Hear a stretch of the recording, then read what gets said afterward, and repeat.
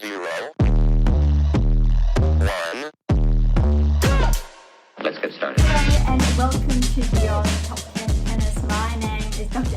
Dr Berge and I'm your host. If you're not familiar with my work or would like to learn more about it, head on over to AIMATE International, the first tennis lab of its kind worldwide that is centered on delivering top 10 tennis rankings and is 100% backed by science. I'm the author of 14 books behind multiple theories and have been an elite coach for over 20 years and work with athletes around the world, Europe, United States through Australia. I'm also the world's leading authority in this space with my research, coupled with my extensive coaching background, being responsible for landmark findings to deliver the next generation of player. With new foundations this season shared in my two latest releases, my tennis black book, Federer, Nadal, Serena, Djokovic, and my brand new release, my tennis workbook. This season will be like none other before. So as always, buckle in and enjoy the ride. Welcome to another edition of Beyond Top 10 Tennis. I am sure you can see that grin on my face for those of you tuning into the video feed, and that's because I have some very exciting news to share. You would have seen the black book right here that came out in December, so roughly around 3 months old now, which time has flown. The exciting news is that my tennis workbook part 2 has just been released. Very exciting. You will be able to order your own copy of your own workbook in the coming weeks. So I'm really excited to share that. I have some sore cheeks now from that, and it was only confirmed over the weekend, so it is fresh, and I'm very exciting. Obviously in the weeks to come I will share more about that.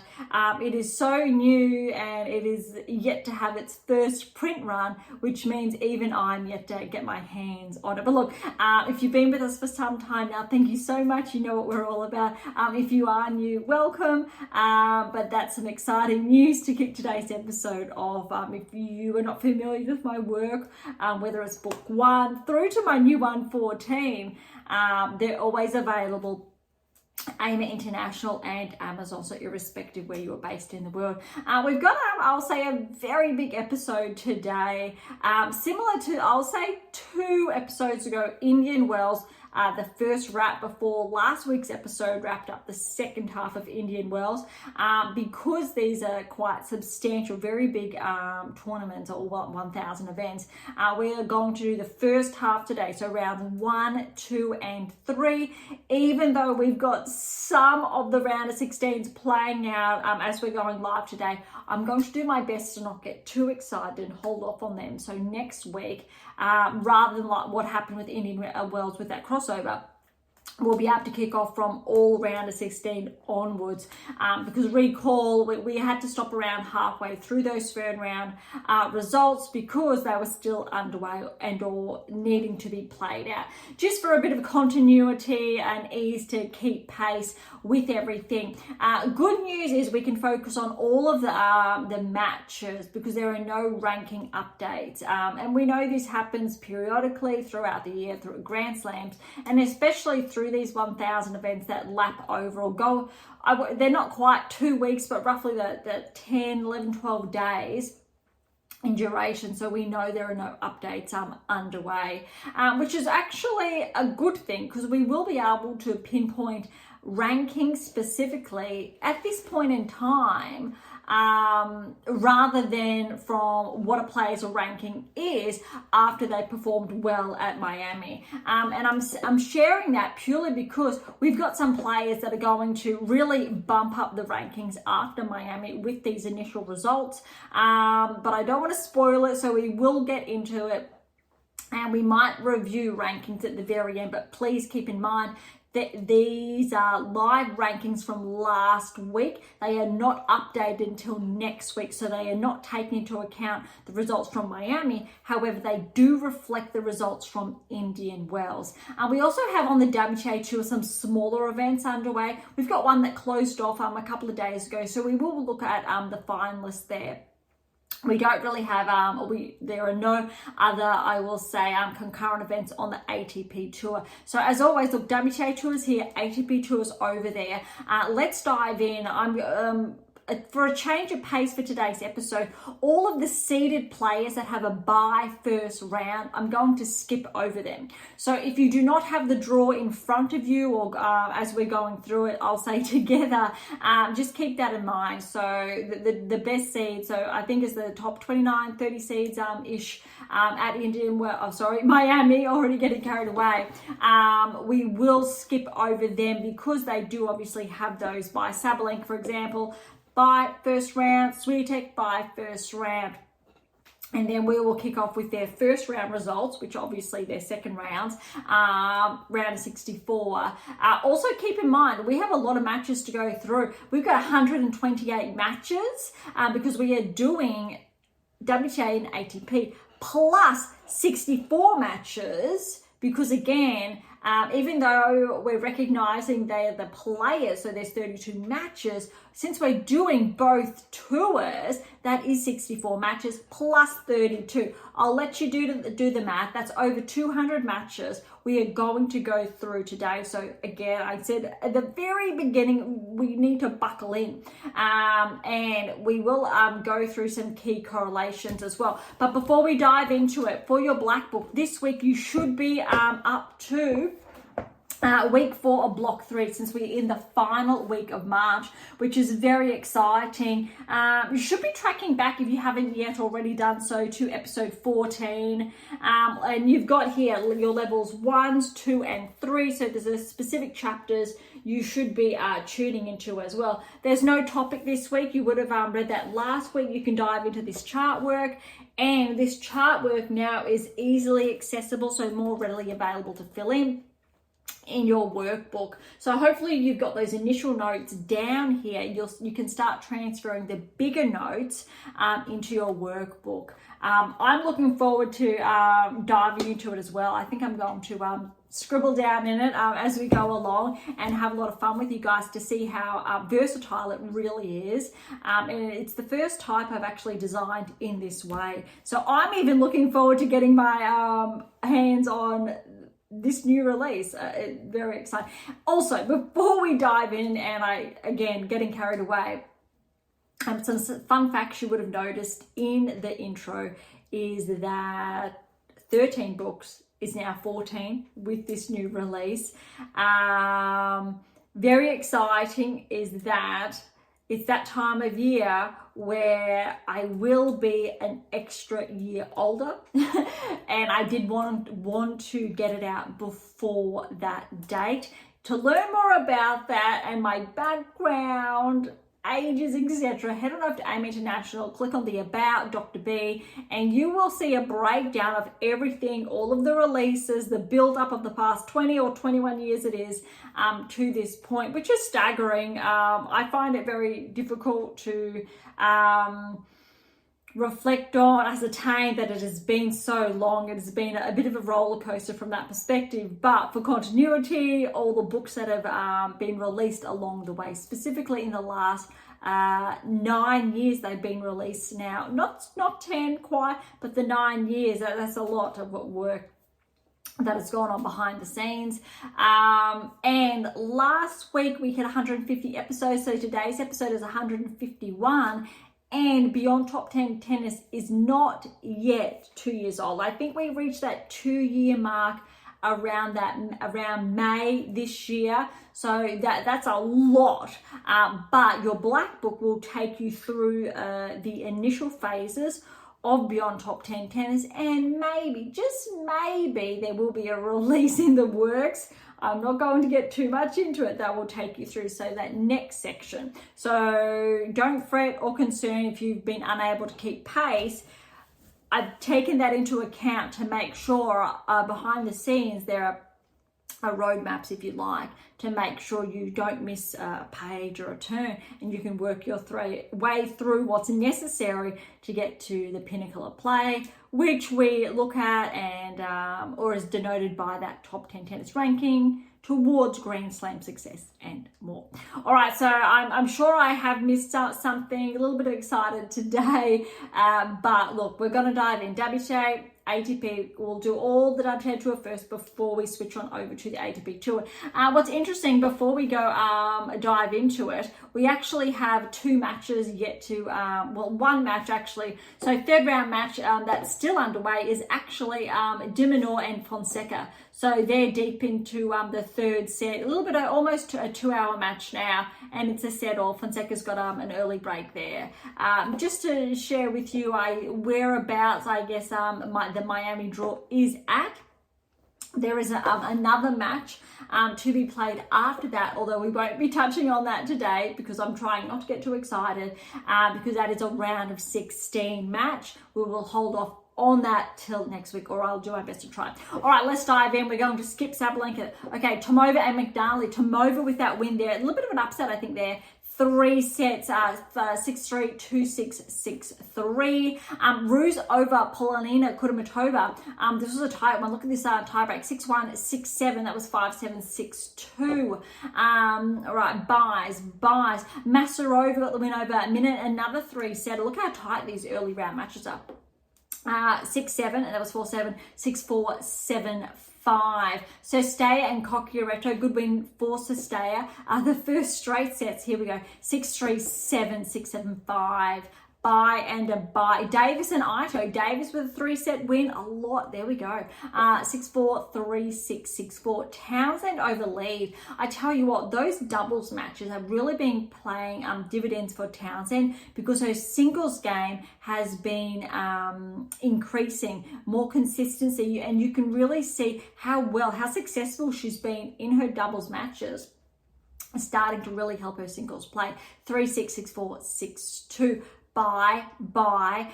Parks, we know she's an up-and-comer. Parks has been showing some really good signs of tracking lately. Good win over Gracheva. 3 sets, really tight. 3-6, 7-6, 7-love, 6-3. Kruger over Zarazua, 3-2. Buy. This was the blockbuster first round match. Both Grand Slam champions, Kenin and Kvitova. Kenin was too good for Petra. 4-5. Bronzetti, Bozes Maniera, Bronzetti with the win, 4-3. Buy and a buy. Pavlyuchenkova and Linette. This was a really tough, I think, first round. You need to remember how well Pavlyuchenkova did in Australia, so at the Australian Open this year. Bit surprising that her ranking has regressed outside the top 30. I think after Australia, she even got as high as, I want to say, inside the top 20, which did correlate. She definitely deserved that. Unfortunately, the rankings actually don't correlate with Pavlyuchenkova's results this season, even though she hasn't been tracking thereafter. But look, this was tough as well because Linette has also been tracking, and Linette got the win. 7-6, 6-2, 7-3 in that tiebreak. All right, Fruhvirtova over Liu. 3 sets there, 7-5, 4-6, 6-3. Fruhvirtova actually is an up-and-comer. I believe she's still, I'm going to double check, in her teens, yes, 215 in the world. I do believe this, so she would have had to qualify. And pay attention for the next rounds because she has been responsible for a big seeded upset. All right, buy and another buy. Janovic and Baptiste, I'm going to call this as an upset. Well done to Baptiste. 6-3, 6-7, 5-7, 6-1. Osaka Stradobaceva, very good match. Well done, I'm going to say, to Stradobaceva, pushing Naomi to 3, but well done to Osaka to get through that. This was neck and neck. Rankings aside, obviously it should have been Osaka in straight sets, but we know Osaka hasn't been at the level I think that she would like to be at. Stradobaceva is on the up. She has started to track slightly. Good win though, 3-6, 6-4, 6-3 to Osaka. Buy and another buy. Siniakova over Yuan. Very good win for Siniakova, but Yuan, I believe she made the quarters, if not semis, last year in Miami, which means she's going to take a bit of a hit in the rankings. I'm just going to double check her ranking at this point in time. I know she's taken a bit of a hit. So yeah, 64 in the world. Let's see what that ranking is next week. So I'm thinking there could be a little bit of a hit. I could be getting a little bit mixed up with Indian Wells and Miami back-to-back, very close, and a very busy week with the launch of this book on the new release. But well done to the two Siniakova, 3 sets, 6-2, 2-6, 7-6, 7-4. Shramkova over Stefani, another 3-setter. 3-6, 6-1, 6-4, bye and a bye. Raducanu over Ishii. Look, Raducanu, this was really clean. All going well. We're looking at some positive signs here. 2-1. Little bit of a sidestep here. Raducanu, she's come into Miami, I believe, without a coach. And if you're listening, Beyond Top 10 Tennis is here for you. But what's really interesting and what we can learn from this is that sometimes players know if a partnership's going to work out sooner rather than later. And I think there's been a lot of judgment around that. And I think there's two sides of that. But in all fairness, a player will know if a coach is right for them, if they're responsive in different ways, not just from a technical perspective or traditional coaching input perspective, but the ways of working, for example, if they're corresponding. It's almost like, for lack of better wording, in a lot of my research books, there's a term, and it's very popular, the coach-athlete relationship, which looks at the dynamic between the coach and the player and how they're forging that professional relationship to enhance, obviously, the player's performance. You can look at it like, again, like a better wording, for a player or anyone going on a first date or a second or a third. You know at the very beginning if that partnership's going to work, or maybe it's just not right. And it's oftentimes whether it's the personalities just don't gel or other factors, and that's completely okay. Of course, it's better to find out sooner rather than later.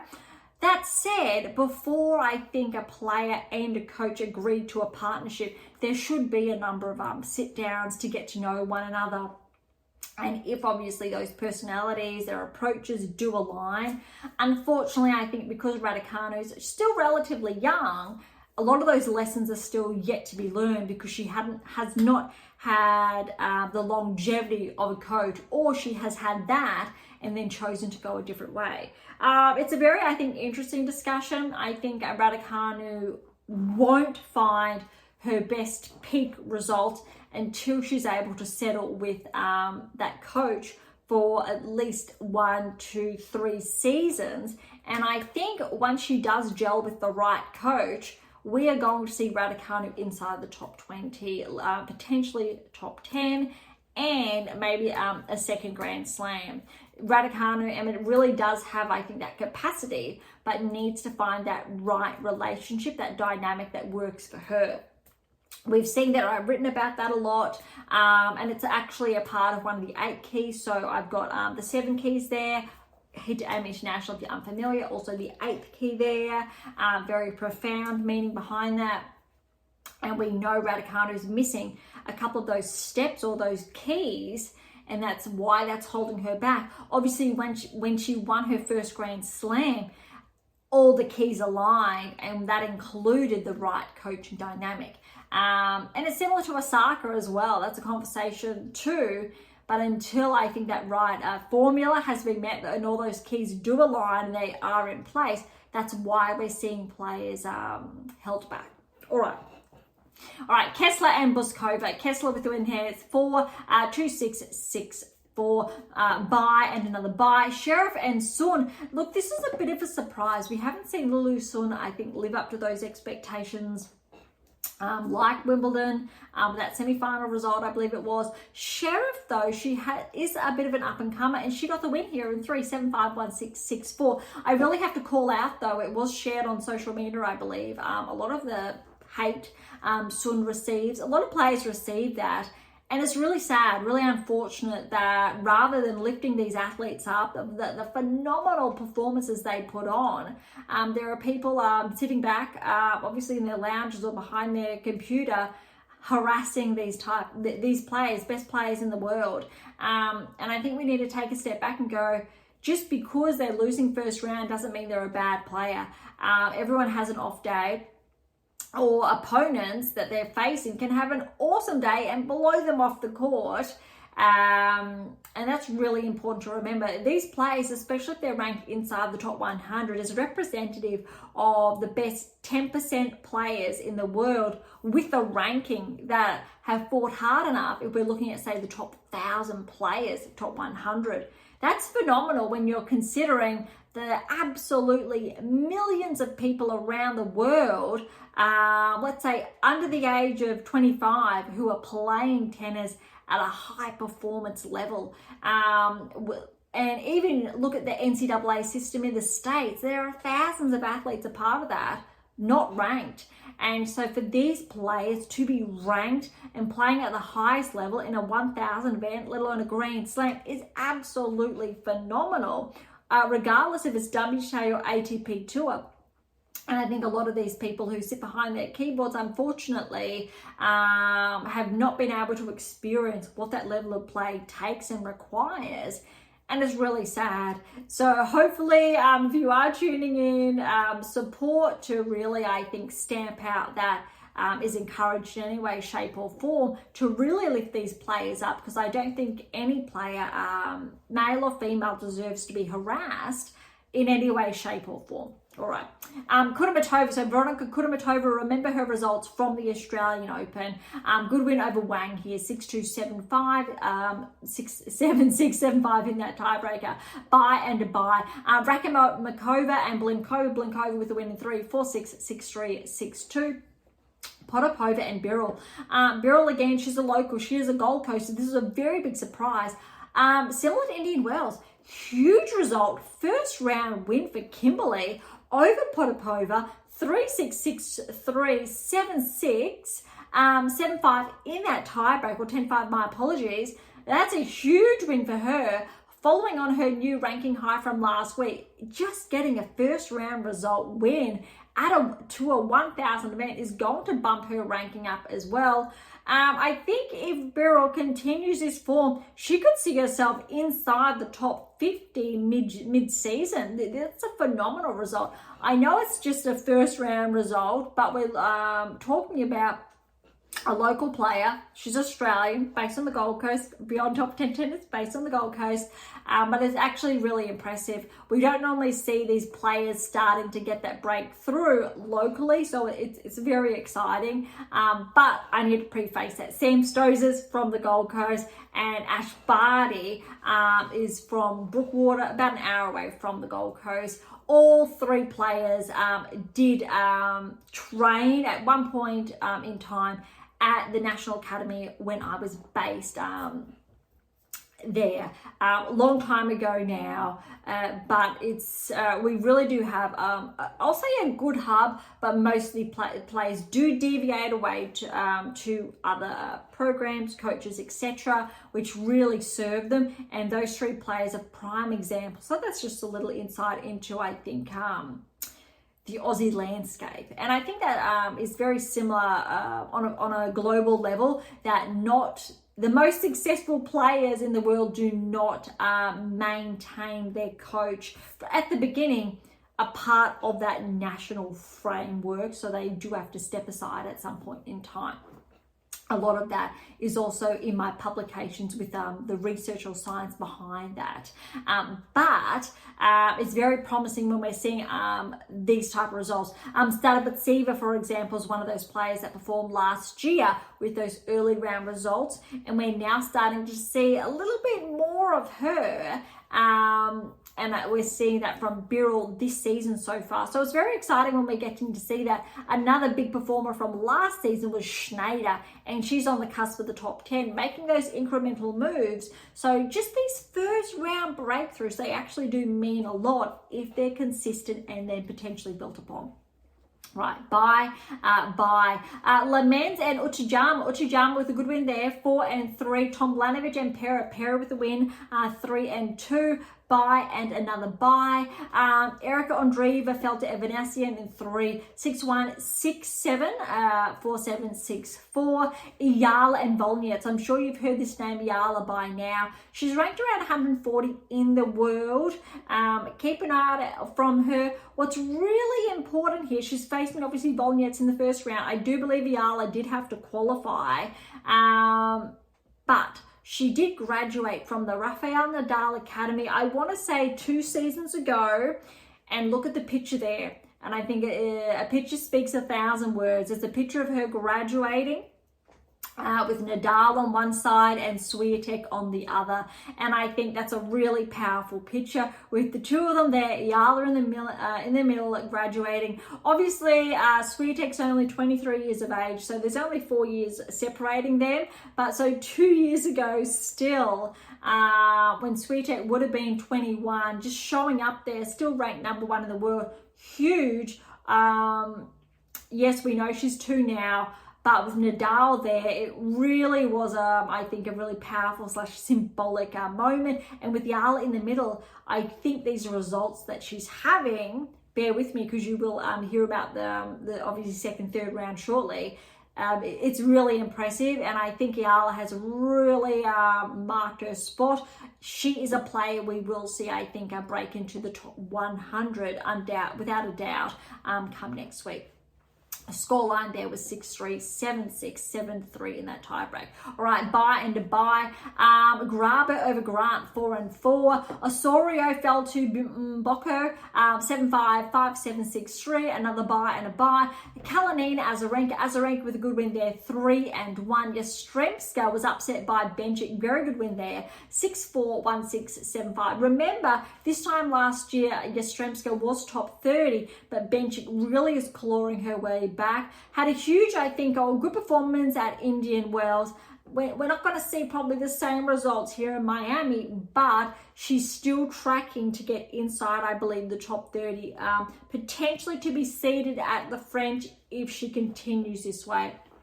Bye and a bye. Stearns has upset Bulter. That's a really big, I think, upset because Katie was inside the top 30 beginning of the season. But look, Peyton really has been showing up, and she's definitely a contender to finish the season ranked inside the top 30. 4 and 2 to Peyton. Garcia over Bonda. Good win for Garcia. 6-love, 7-5 in the tiebreak, 7-6 there, and another bye at the bottom. All right, round 2, here we come, or the 64. So we've got all the seeds in action. Sabalenka Tomova. Sabalenka, she hit the ground running, 6-3, 6-love. Fretch over Ruse. Nope, my apologies. Fretch is the first seed to be upset that we're seeing. Well done to Ruse. 4 and 4 with the win there. Vekic Masarova, big upset there. Vekic down by Masarova. Look, Vekic had some really good results at Indian Wells, and we talk about, especially in your black book, around planning those periodizations, those peaks. So being able to maintain those peak performances, or you're going to have that sharp drop if it's not managed. And it's an art. There's an art to it. It's a part of obviously the 8 keys in there in integrate, and that's why they're so important to maintain your hold, not just inside the top 10 but the 8%. And this is why we see players, they peak, then they regress, they peak and they regress, because they haven't been able to really hold on to that that peak performance baseline. We know Sabalenka and Swiatek can do that relatively consistently throughout the year, obviously with some margins to error, but we need more of that from these players. Otherwise, we're seeing these drops, and that's what prevents a number of players, say ranked outside the top 10, becoming barrier breakers. Same with outside the top 30, making their way inside the top 30. It's that level of consistency, then that next peak, then that next peak, and that's what separates the top 8%. All right, so Masarova over Vekic, and it was very clean, 1 and 3. Collins off to a good start over Sestay. Remember, defending champion, 6-4, 7-6, 7-3 there. A lot of points on the line at Miami for Collins. Zhang, very good win over Davis. She hasn't really been living up to her top 10 ranking this season, but I think she's starting to find some rhythm here, which is a very, I think, good for her. And if she performs well, I think we're going to see her hold on to that position inside the 8% opposed to the top 2%. If you're unfamiliar with that terminology, my previous text from 2023, How to Develop a Top 10 Tennis Ranking, the Power of the Eighth Key, explains all of that for you. For a very brief update on that or snippet, have a look at the blurb, read through it, and you'll get a bit of a taste of what's involved there. All right, Townsend is on a roll. First round win over Lee, and then she's upset 19th seed Putintseva in 3, 7-6, and that tiebreak was 7-2, 1-6, 6-1. Well done, Taylor. Fernandez over Parks. Good win for Fernandez, 7-6, 7-1, 6-3. And how's this for an upset?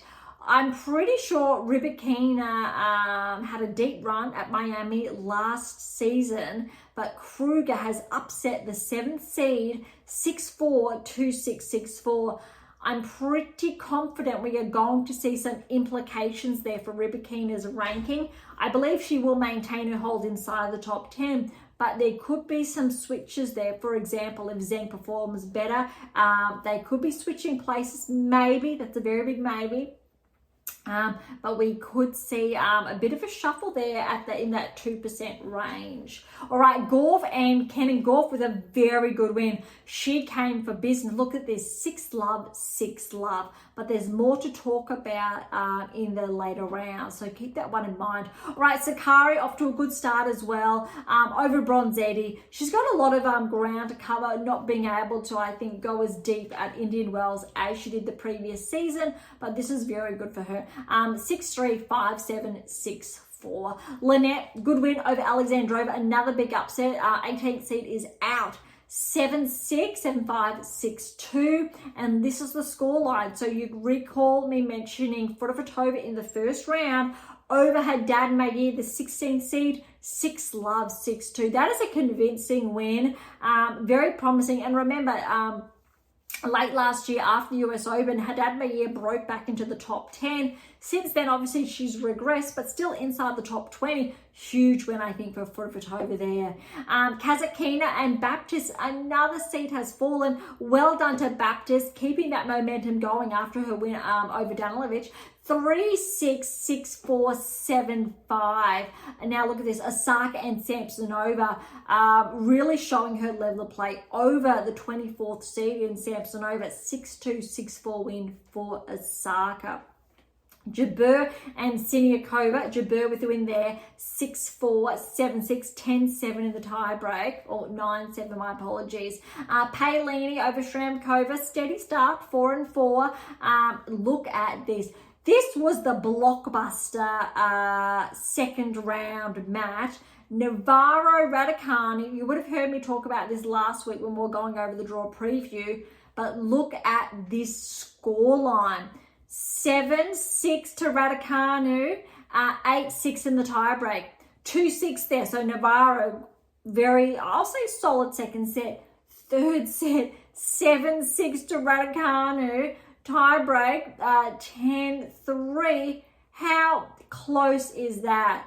Obviously, Navarro had the edge in the second, but neck and neck those tiebreaks. Well done to Raducanu, but again, another top 10 player with an earlier loss. So we've got the likes of Rybakina and Navarro with those earlier exits, and I believe there's another player that I am missing, so we will have a look at the rankings later, but that's a very big win for Raducanu. And with a first and second round win added to a 1,000 event, Raducanu's ranking, I believe, will be bumped later or inside the top 50. Maybe, very big maybe, she could find herself bumped inside the top 40 after Miami, closer maybe towards the top 30 if she performs exceptionally well. So we're talking about semifinals or further.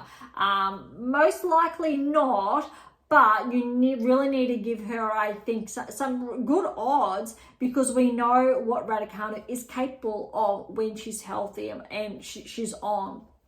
We've seen that periodically, but a very good win for Raducanu there over Navarro. All right, Kessler over Nisaka. This was a very big upset because Noskova, she's been playing some really good tennis this season.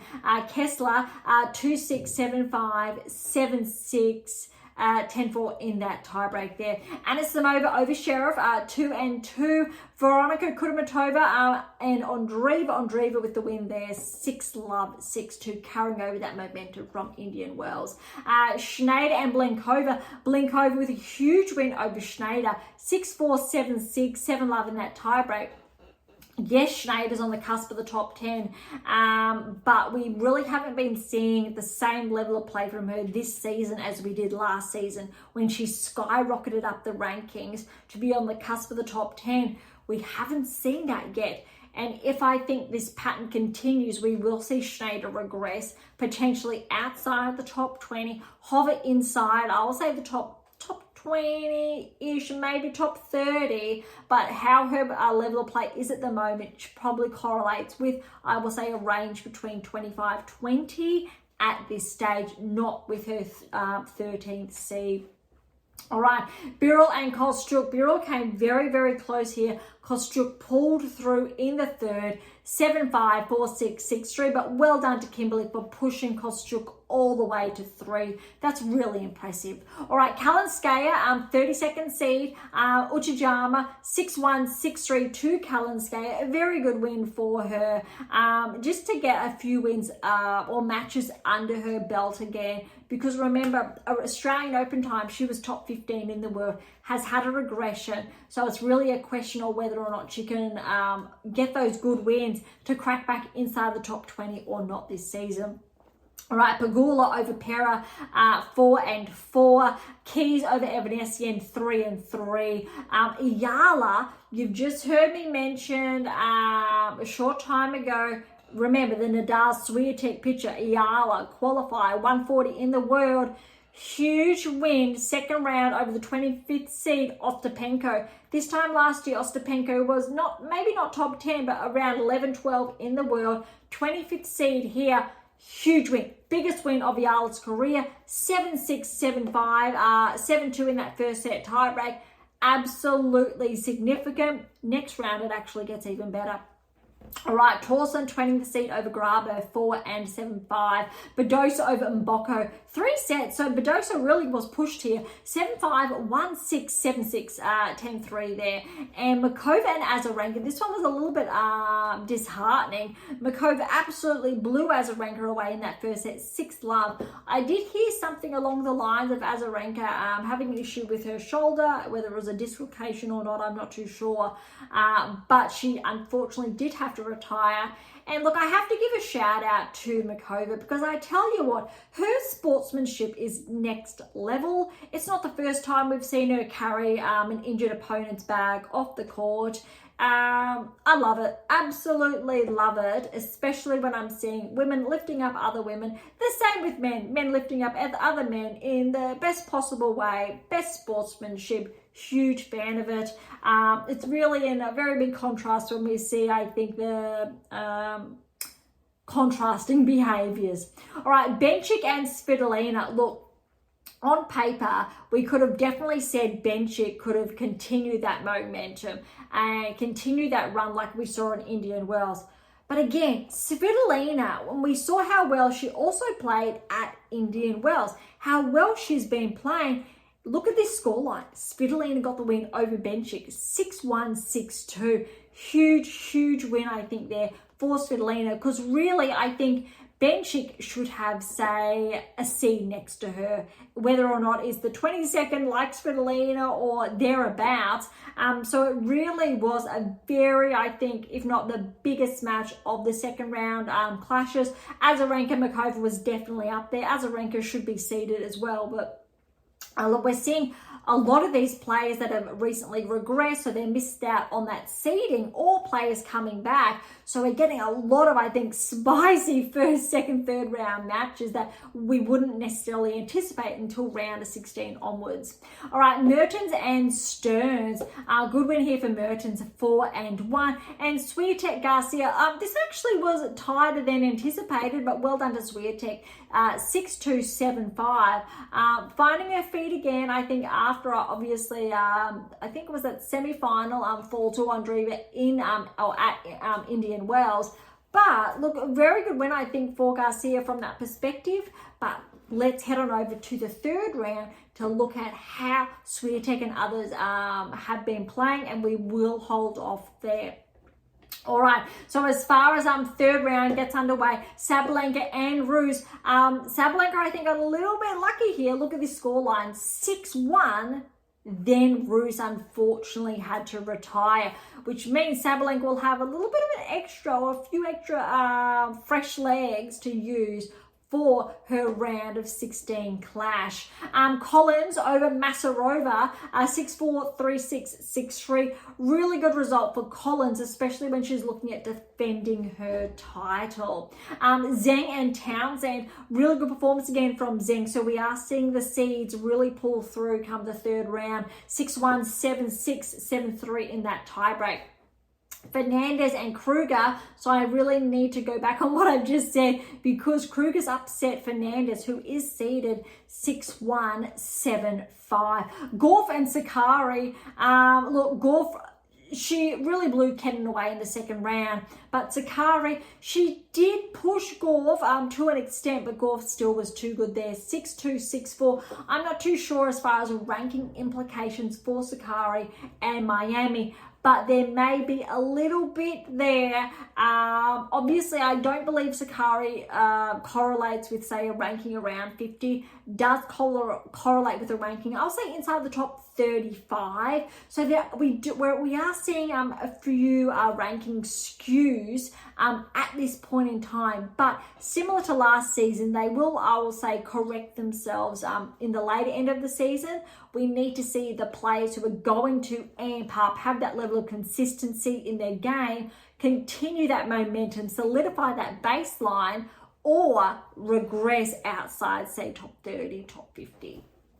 All right, Lynette and Fedorova. So Lynette has upset the teenager here. Not necessarily upset because Lynette was favoured, but a good win here. 7-5, 6-4. Fedorova, I do believe we will see her advance in the rankings next week. So she's also ranked similarly to Ayala, teenage as well, so 215. So really interesting to see two teenagers in Miami, similar age, similar ranking range. I do believe Ayala is actually ahead of Fedorova, so my apologies there. But Fedorova, I think after Miami, I won't say she will be ranked inside the top 100, but Fedorova should crack into probably the top 150, 120.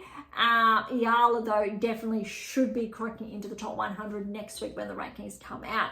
All right, Baptiste and Osaka. Osaka, a really another tight round. We know she had a more easier match, I'll say, second round compared to her first round encounter, but this one was really tight as well over Baptiste. 7-6, 8-6 in the tiebreak, 3-6, 6-4, huge. But you know what? These 2-3 setters and that straight sets, I think is really good for Osaka to get those matches. She's got 3 solid matches under her belt, and I think she's got a better platform to go off in the weeks ahead. Something that she hasn't had, I think, so far this season. Or, yes, she did in Auckland, but she's struggled to have that since then.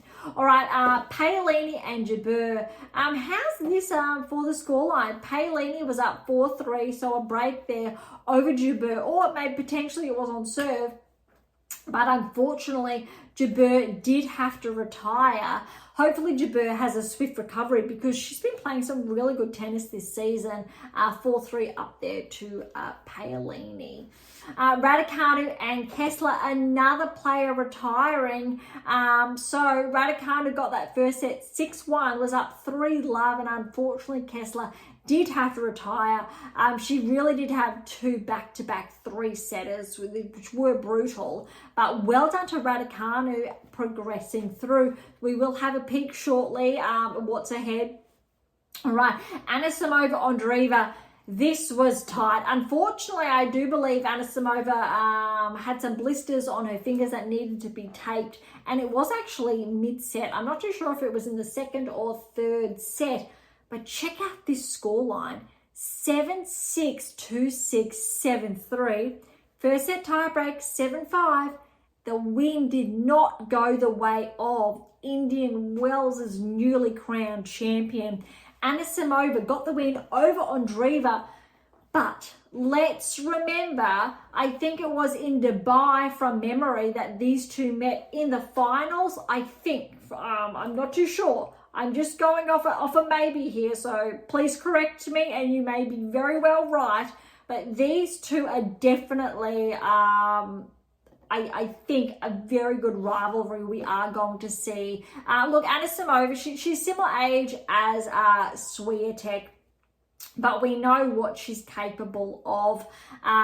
So there is obviously a little bit of an age difference, but still they're both very young. Obviously Andreeva is young. Like when Golf was coming through and playing, players 5, 6 years younger, but they were still incredibly young, all under, say, 23, 25 years of age. But this is a very good win for Anisimova. But in all fairness, that was a very tight scoreline. Andreeva still played some really good tennis, and she's just had a huge, I will say, fortnight as well. So I think Andreeva needs to take some really good positives from that, but a really good match nonetheless from Anisimova. All right, Kostyuk and Blinkova. Well done to Kostyuk. A more, I will say, clean match, correlating with her ranking there, 2-1. Kalinskaya and Pegula. This was tight. Look, Kalinskaya really did push Pegula, but I really need to give credit to Pegula because she's been showing up this season, something we really did not see last season until obviously her finalist result at the US. But she is starting to correlate with her ranking, something we did not see at this point in time last season. And Kalinskaya, all credit to her, pushing not just a top 10 player, a top 5 player all the way. In all fairness, Pegula probably should be ranked inside that 2% range or just at the cusp of the 8%, but she has been performing lately, which is showing that she very well may look at correlating with her ranking in the near future. Kalinskaya, though, very good performance nonetheless. The scoreline, look at this, 6-7, 3-7 tiebreak. There you go to Kalinskaya. 6-2, so second set to Pegula, and then third set went to Pegula's way. Another tiebreak, 7-6, 10-2. How close is that? That is very, very close. Well done to Pegula, I guess, for just really finding that edge. But also well done to Kalinskaya. That's a lot of positives to take. I think some of the best tennis potentially she's played so far this season, with obviously her setbacks that she's had. All right, you did hear me mention this to keep an eye out. Keys and Ayala. So you heard me mention Ayala again. She's Filipino, 19 years of age, graduated from the Nadal Academy. Picture with Nadal, Swiatek 2 years ago, on the rise, 140 in the world. And look at this. She upset Ostapenko in the second round. I love this.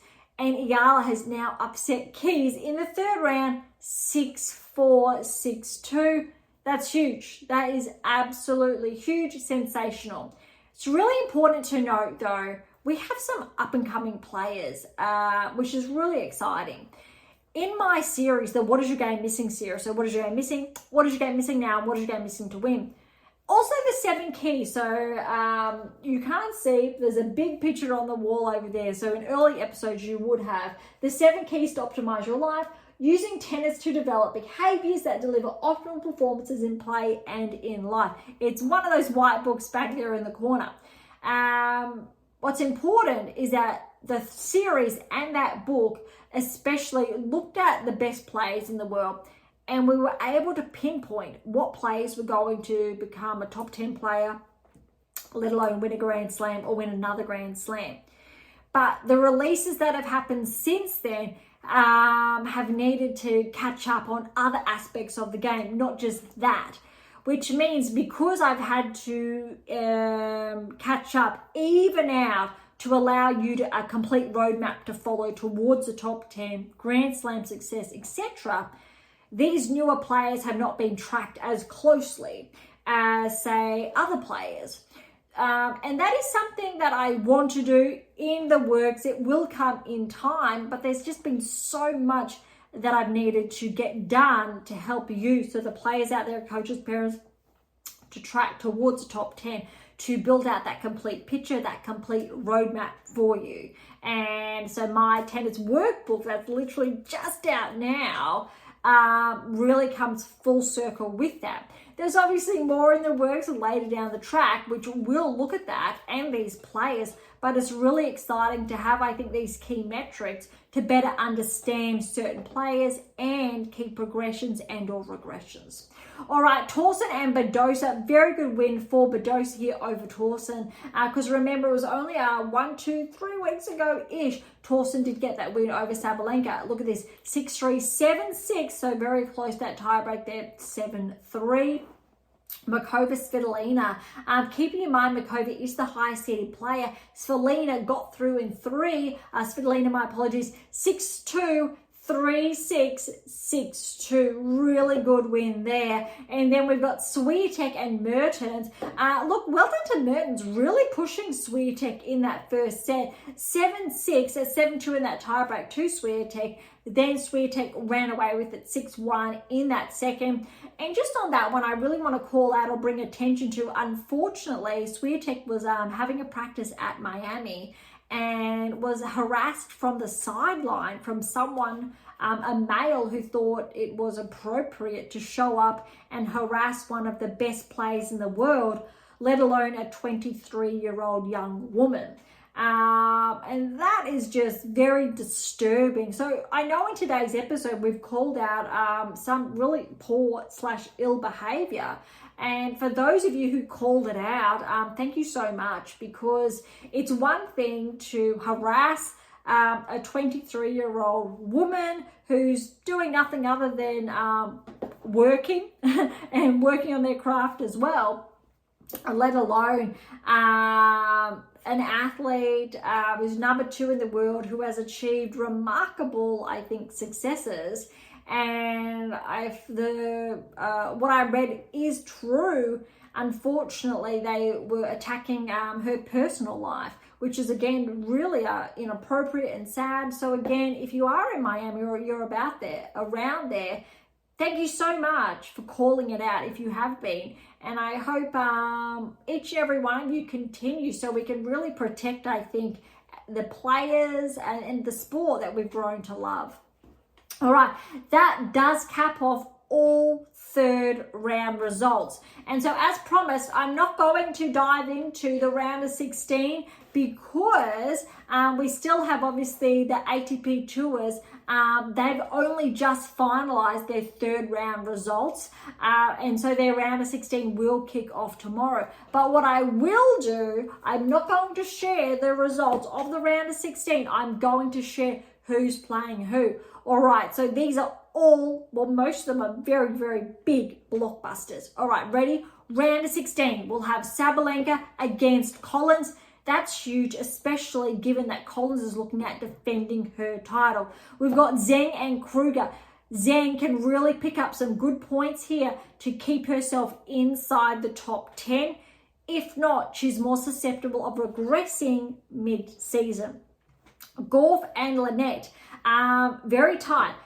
If Gauff does not start tracking and Pegula tracks further, we very well could see Pegula get to number 3 in the world and Gauff bump back to 4. That's actually a very big reality, although we're really going to need to see, I think, Gauff underperform in the coming weeks and Pegula really lift her level, something we haven't seen since her Grand Slam finalist result, US Open, but because of that, we know she is capable. Although, I think she really wants to make the most of the hard court swing, because Gauff, I think, really will perform better throughout the season, and I think Pegula, we know, has had her best performances on hard court and some good on grass.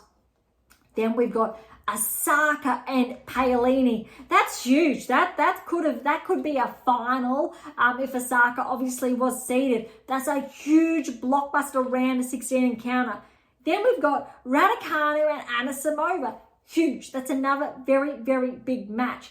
What I want to quickly have a look at is Raducanu's ranking, because we touched on it last week. And remember, Raducanu is only 22 years of age, which means she's actually the younger player of these two, which is a little bit ironic because I remember when Anisimova was a teenager performing well at the French Open. I think it was semi-finals back then a few seasons ago. But that is another very, very big blockbuster. Then we've got Kostyuk and Pegula. I think that's really big. I think last season Kostyuk made around hereabouts or quarters at Miami. But another very, very big blockbuster. Then we got Ayala and Badosa. We don't know what's going to happen there. That's big. Obviously, Badosa is favoured there, but Ayala has knocked out a top 30 seed and a top 5 seed, which means it's going to be really interesting. All right, and then we have Svitolina and Swiatek. That is going to be huge. I can't call it. Obviously, Swiatek on paper, but Svitolina is playing some really, really good tennis lately. Remember, she made the semi-finals again at Wimbledon last season.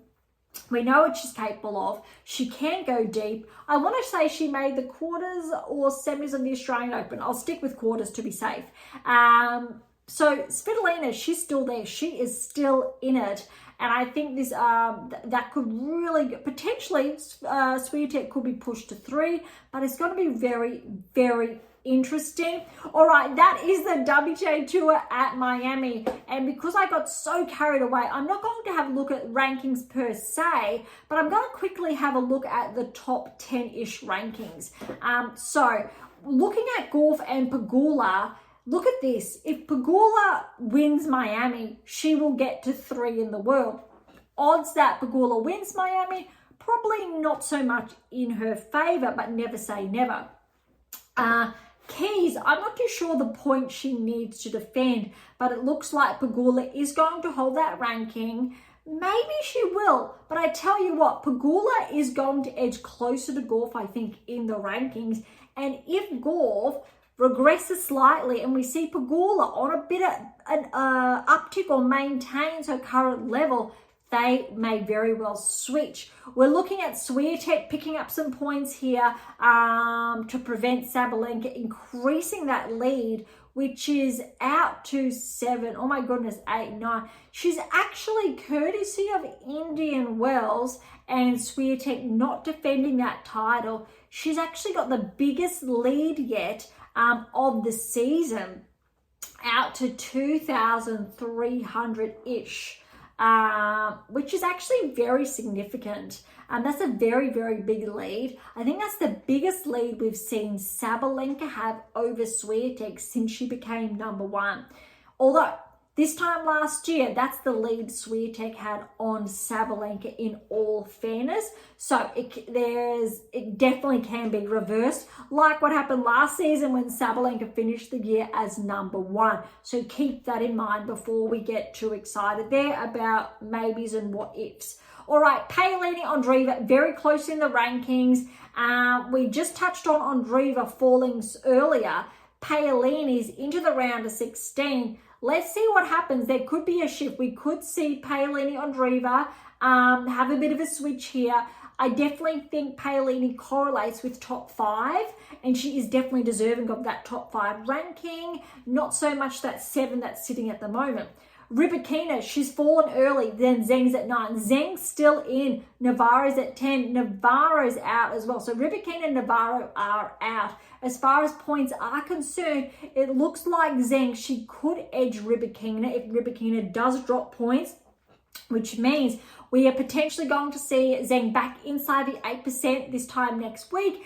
And inside the 2%, we will have Rybakina and Navarro. But Badosa looks like she will have enough points potentially, a big maybe, to bump herself back inside the top 10, which unfortunately could mean Navarro will be bumped outside the top 10 to 11 in the world, which is really, I think, disheartening because we know what Emma's capable of. She had a huge season last year, a lot to live up to, and I still believe Navarro is deserving of that top 10 ranking, but we've got some competition here, which means if Rybakina has a bit of a regression, we could see Navarro back in and Rybakina out. So there's a lot in the mix here, especially with Andreeva joining the top 10. We've got some very big names that are now being pushed outside, similar to, say, the ATP Tour when Tsitsipas had to sit outside the top 10 basically for all of last season until now being bumped back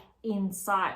All right, that is WTA Tour done and dusted. We have the ATP Tour now, and there's a lot. There are a couple of events underway on the WTA Tour, but because time isn't on our side today, we will look at them next week potentially.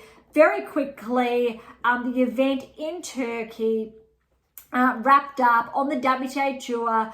We did have Todoni, the 6th seed, and Romero Gormaz make the finals, and Todoni won the title, their 6th seed, 3-2. For perspective, however, Todoni is ranked 100 in the world, only 20 years of age, and that will be her first career title. All right, the other events we will look at next week, but that is a big one. So it is the Megasay Open in Turkey. Well done to Todoni. Yes, getting very carried away because it is jam-packed. Again, over 200 matches. And I think we've got almost at the halfway mark, where we are around that 100 plus matches we've just dived into. All right, WTA Tour done and dusted until next week.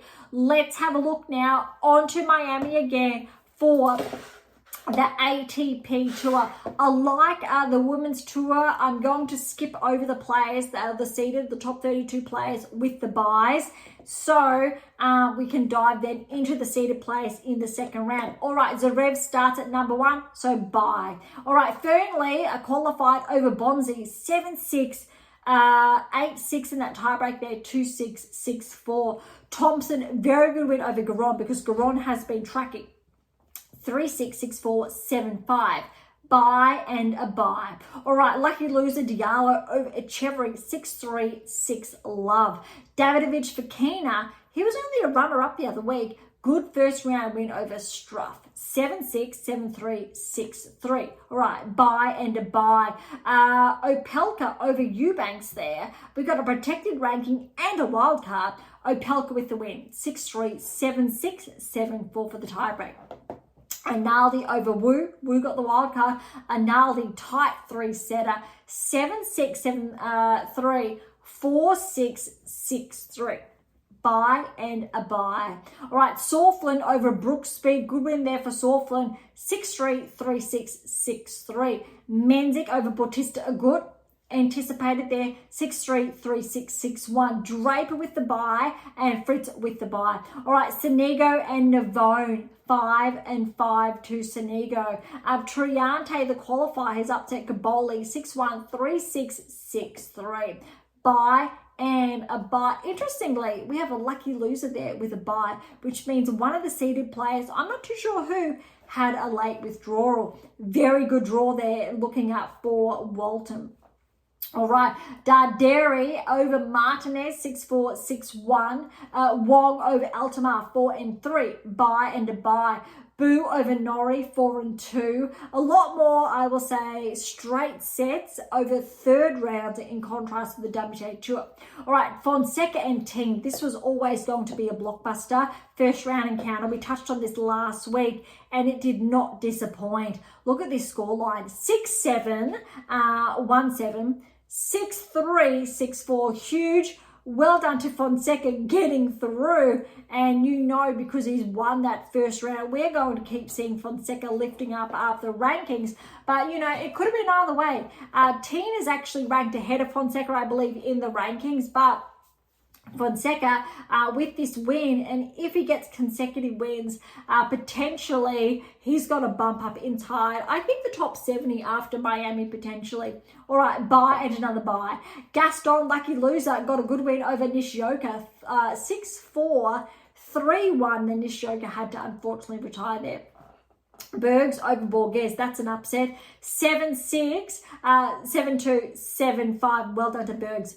A bye and a bye. All right, Muna over Rinderknecht, 6-3, 7-6, 7-5 there. Monfils over Morazan, 6-3, 3-6, 6-3. Bye and a bye. We've got Spiritzi with the wild card over Harris, the qualifier, 7-6, 7-2, 3-6, 6-2.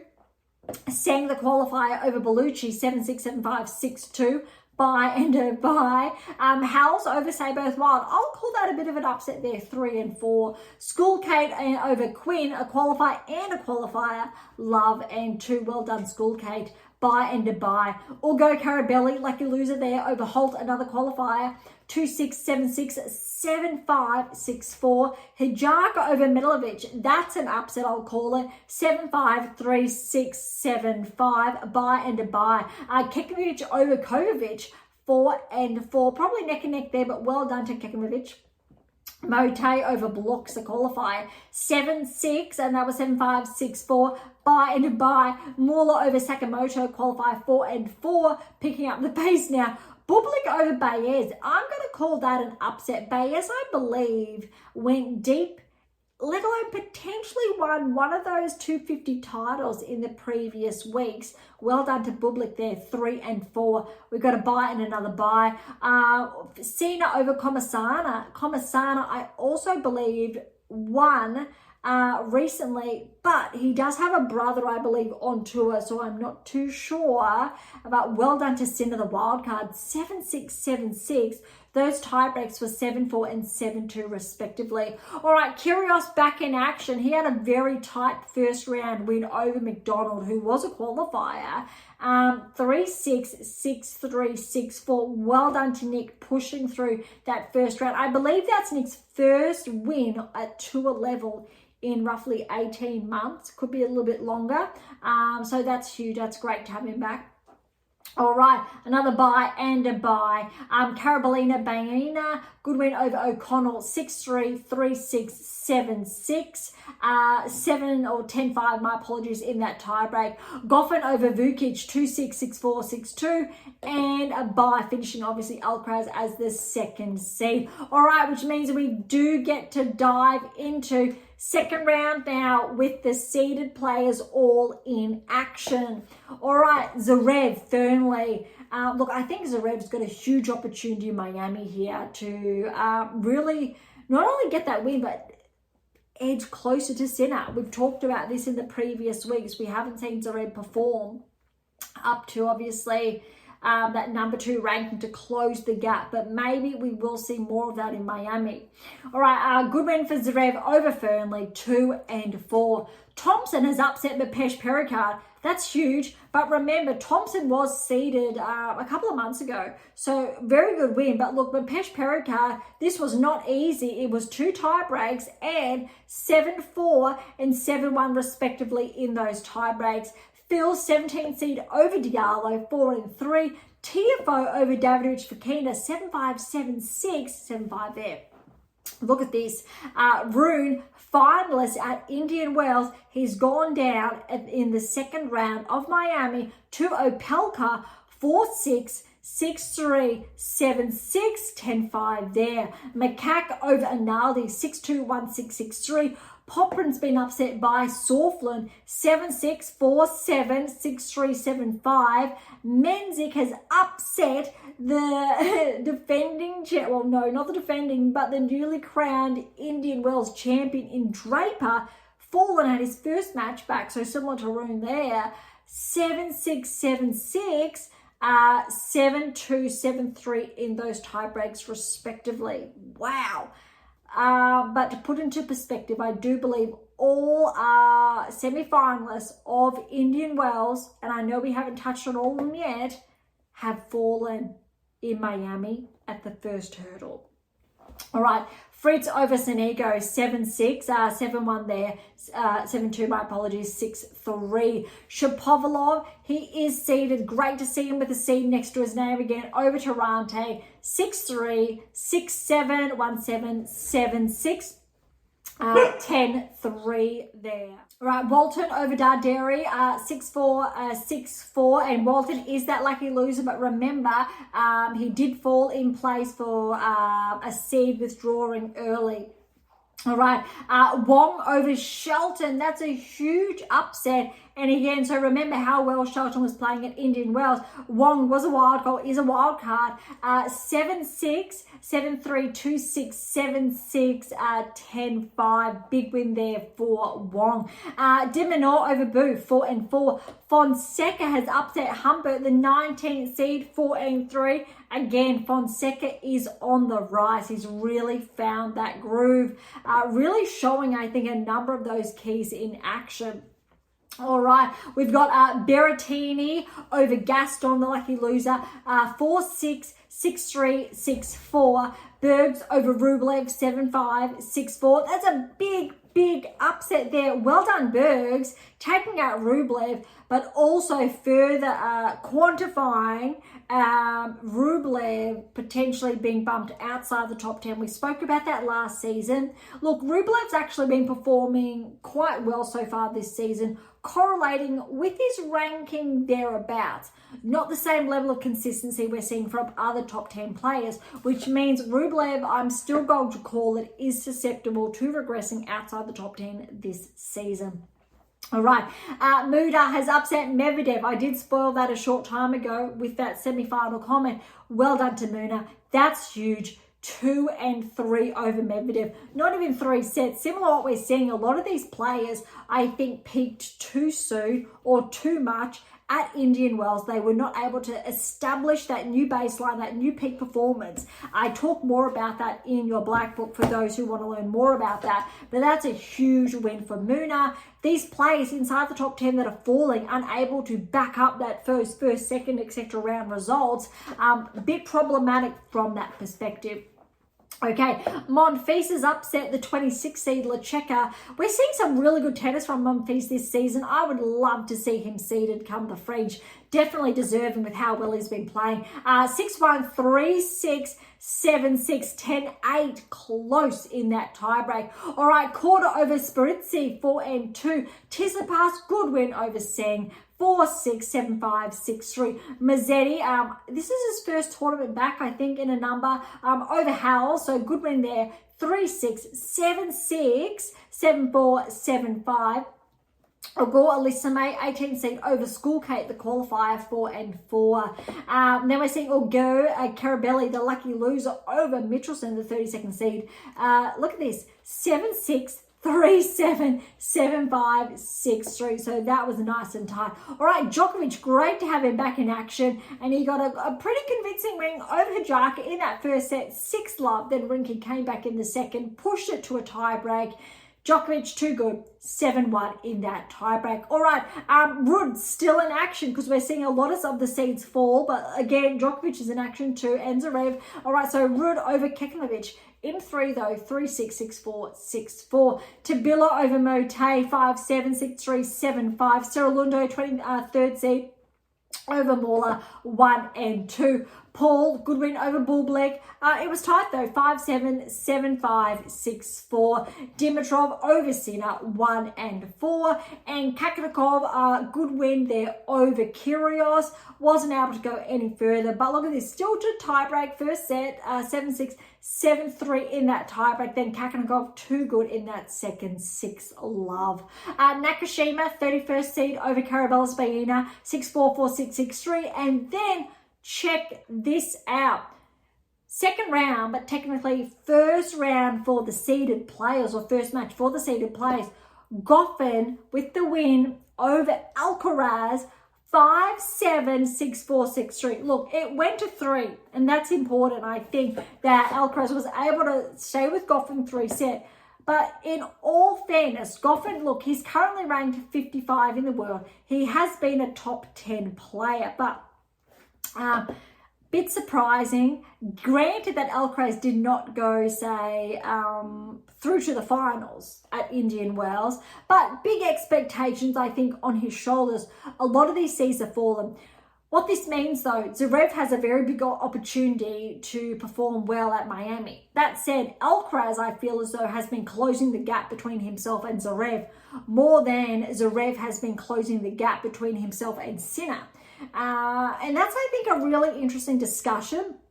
Sinner still undoubtedly has the lead, but I think with the French and Wimbledon around the corner, Alcaraz has huge points to defend. Zverev somewhat, obviously, with those points, especially at the French, and that's going to be really important. Sinner's going to be back in action, though, by then, and I feel like this is a very big missed opportunity for both of these players with back-to-back 1,000 events, and Alcaraz not being able to capitalize.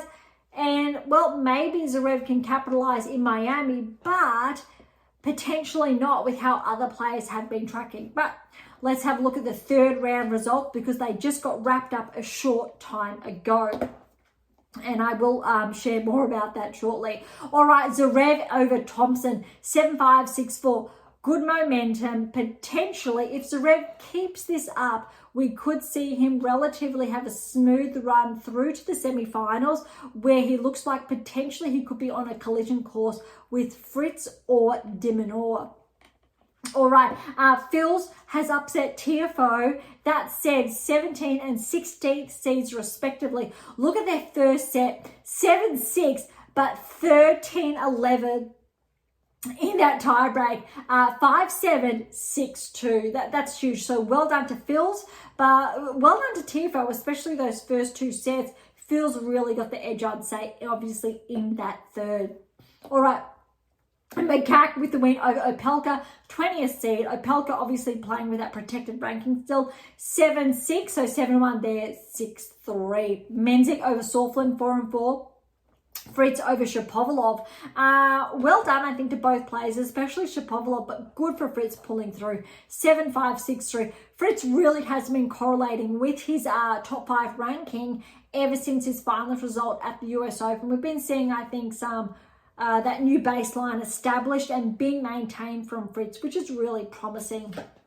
All right, Walton, remember, again, the lucky loser got the win over Wong with the wild card, 7-6, 8-6, 4-6, 6-4, which means this lucky loser has progressed all the way through to the round of 16, which is really, really significant, which means we really should see Walton track up the rankings. He's currently ranked 89 in the world. I think with a round of 16 result at a 1,000 event, we really could see Walton bump into the top 60, which I believe will be a career high ranking for him. Really exciting there. All right, this match just wrapped up a short time ago, believe it or not. While we were doing the WTA tour, I was keeping track of this match, and interestingly, de Minaur Fonseca was up a break in the third set. De Minaur, I don't know, somehow clawed his way back. This is why he definitely correlates with his top 10 ranking. He should be bumped back into the top 10. We will have a look at the rankings shortly, but look at this scoreline. 5-7, 7-5, 6-3 to Alex. Huge win for de Minaur, but well done to Fonseca. Fonseca just pushed the number 10 in the world, or 11, but 10th seed to 3 sets and almost secured the win. He came very, very close. So well done to de Minaur for pushing through to the round of 16. All right, Berrettini got the win over Bergs, 4-4. Monfils he has kept going. 7-5, 5-7, 7-6, 7-1 there. I absolutely love it. We know Monfils. I think he's a year older than Djokovic or similar age. He just keeps going. It's great to see. And I think if Monfils keeps this up again, I stand with it. We're great to see him seeded for the French. All right, Korda has upset Tsitsipas, so this is a bit surprising there. We haven't really seen Korda perform that exceptionally this season. Hovering, I'll say he's correlating with his ranking thereabouts, but a bit of an upset there with Tsitsipas, obviously 9th seed, 7-6, 7-4, 6-3.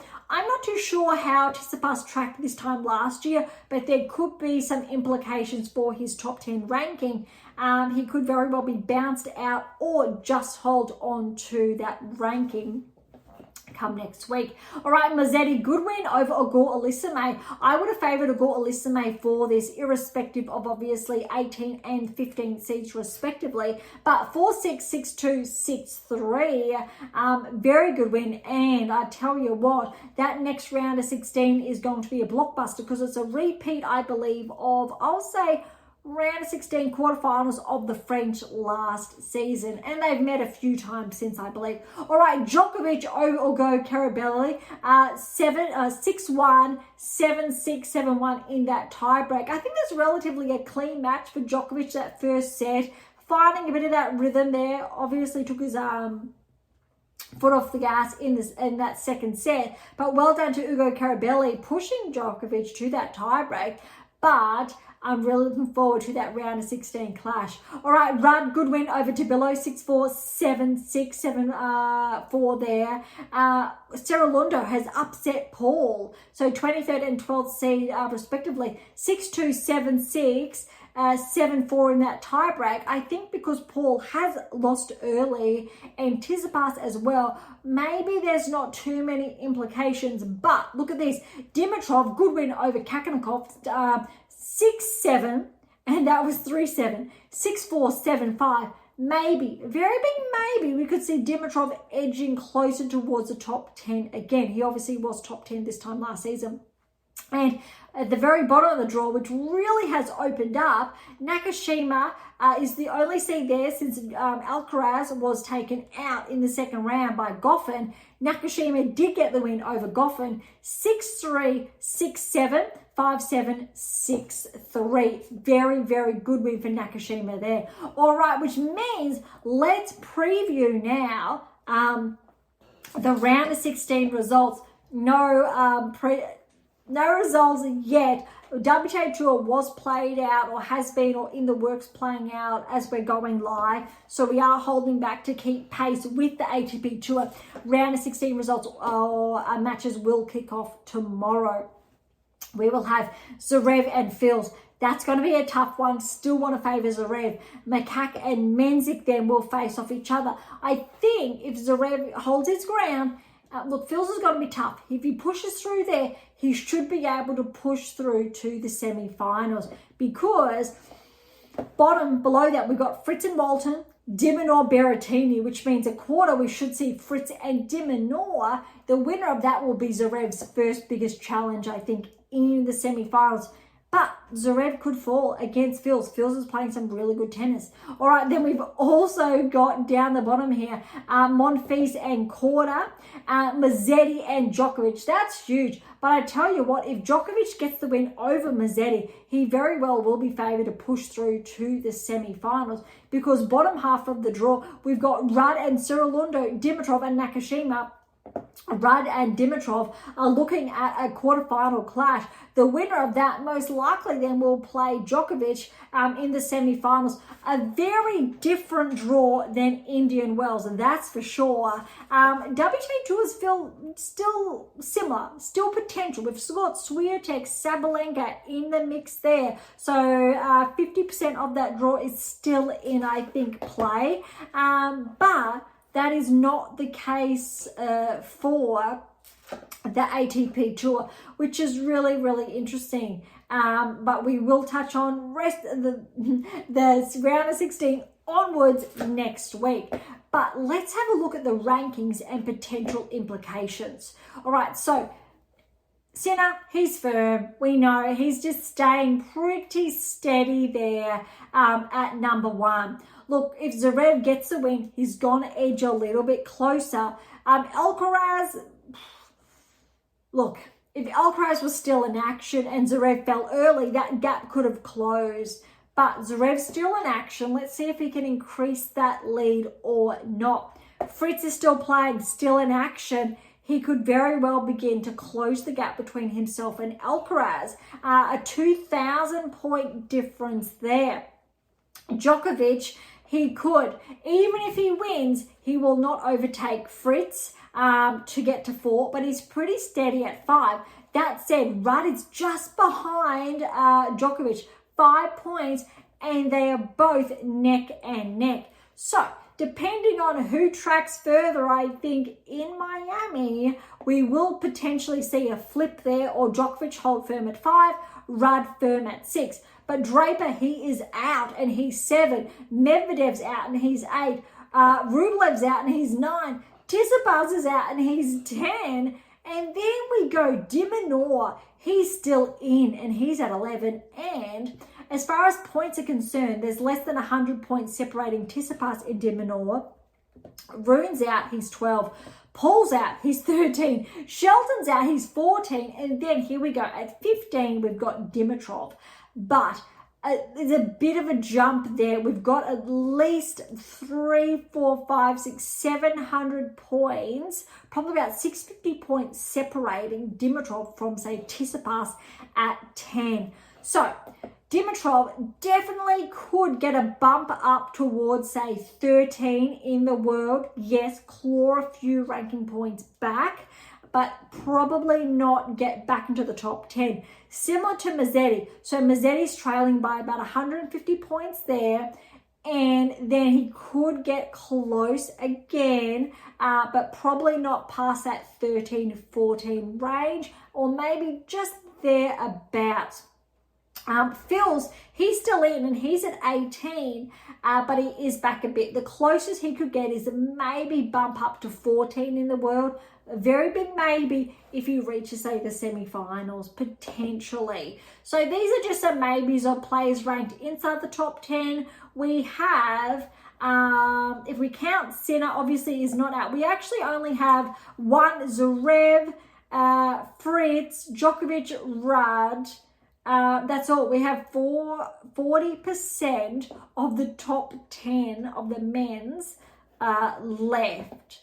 Just checking. Rudd, Djokovic, Fritz, and Zverev, only 40%. On the WTA Tour, for perspective, we still have Sabalenka, Swiatek, Pegula, Paolini. That is neck and neck, 40%. How cool is that? Because, just got to double check. Zhang's still in, Paolini's still in, Pegula's still in, Swiatek, so 50%. I did accidentally miss Zhang. 50% are still in Miami on the WTA Tour. 40% are still in Miami on the ATP Tour. What's really interesting, and I did talk about this in the Black Book, is that this is what happened last season, but in reversal. So we are seeing high percentages on the ATP Tour last season. Now we're seeing lower percentages. WTA Tour higher than last season, but that's what our predictive analytics said, is that this season we are going to see the contrast from what happened on the WTA Tour last season will happen this season on the ATP Tour. That's how cool the analytics are and why we've been able to track a couple of disruptions already, but that doesn't mean that our WTA Tour is off the hook. I think we're still going to see a bit of a shuffle here, maybe some more newcomers, but we've already seen some barrier breakers this season, but we're still going to see, I think, some regressions this season on the ATP Tour as far as the top 10 is concerned. All right, that wraps up today's episode. A very, very long one. We don't have other events underway, like I will say, on the WTA Tour. Just double checking there. So we will touch on next week what's been in action on the lower tour events on the WTA Tour. Not anything to catch up on the ATP Tour because Miami is the exclusive one underway this week. But there will be live rankings to discuss next week, and I will say some smaller tier events. So it will be, I'll say, potentially a smaller episode in contrast to, I'll say, the last few. They've been really, really long and extensive. So I hope you've enjoyed them. and appreciated them. But also, I really hope you enjoyed today's episode. So thank you so much for listening and tuning in. To grab your copy of my Tennis Black Book, Federer, Nadal, Serena, Djokovic, Navigate and Plan Towards a Top 10 Ranking, or my brand new book, which is termed My Tennis Workbook, your weekly journal towards a top 10 ranking. When I get a copy, I'll be able to show you that one, but for now, you are able to view them on AMA International and Amazon. So regardless where you're based in the world, you can find them on AMA International and Amazon. So please order, I guess, at your ready. Or if any comments or questions, head to AMA or Topic Thread, or leave comments directly on YouTube or Spotify. To interact with Beyond Top 10 Tennis, catch up on our blogs, or sign up to my newsletter. All links are in the episode notes, as well as how to access Pink Octopus books to Spruik. If you enjoyed today's episode, please subscribe, like, share, and do all of the above. Beyond Top 10 Tennis exists for you, so please consider sharing us near and far. And if you're serious about heading towards that top 10 ranking, or want to know what you're missing to secure your maiden Grand Slam or more, don't be shy and come and say hi. Okay, on that note, thank you so much for listening. I'm so incredibly grateful. I'm your host, Dr. Ashley Morgan Berge, and this is Beyond Top 10 Tennis.